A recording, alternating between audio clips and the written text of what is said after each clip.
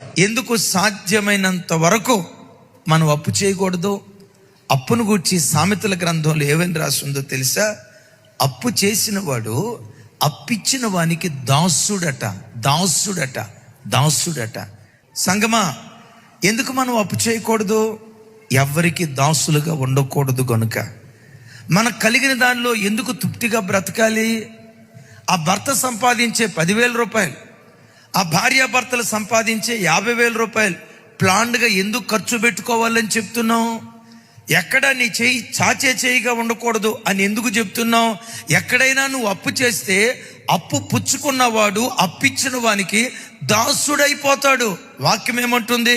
యేసయ్య పిల్లలు యేసుకు మాత్రమే దాసులుగా బ్రతకాలి. ఒక ఆయన చెప్తాడు, సార్ నా తండ్రి నాకు ఒక నీతి విలువ నేర్పాడు. ఏ నేర్పాడయ్యా మీ తండ్రి? మా తండ్రి ఏం చెప్పాడంటే, నాన్న, ప్రాణం పోయే పరిస్థితి వచ్చినా అప్పు చేయకు. తక్కువ ఇంట్రెస్ట్కి ఎవరిస్తారు? రూపాయి వడ్డీకి ఎవరిస్తారు? ధర్మ వడ్డీకి ఎవరిస్తారు? వెతక్కండి. అసలు ఎప్పుడు బ్రతుకులో ఎవరి దగ్గర నీ చెయ్యి చాచే చేయిగా ఉండొద్దు. చివరికి తినటానికి తిండి లేని పరిస్థితుల్లో కూడా అప్పు చేయొద్దు. చెప్తూ నాన్న, ఒకవేళ తినటానికి తిండి లేని పరిస్థితుల్లో మనిషి ఆహారం తీసుకోకుండా 18 రోజులు బ్రతకగలుగుతాడటయ్యా. 16వ రోజు వరకు తిండి లేకపోయినా ఎవరిని అడక్కు.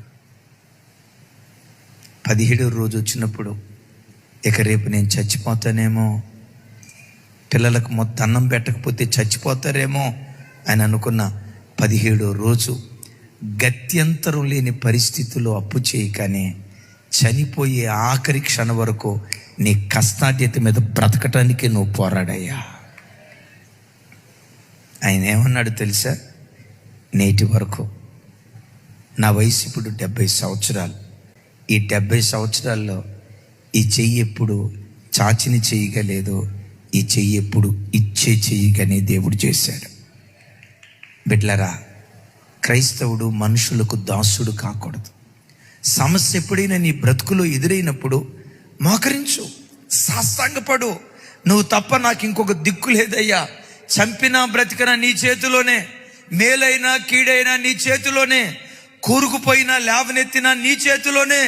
నీ వైపు తప్ప ఏ నరమాత్రుని వైపు చూడనయ్యా అని ఆయన పాదాల మీద పడి పిచ్చిదానిలాగా ఏడ్చినట్లేడు.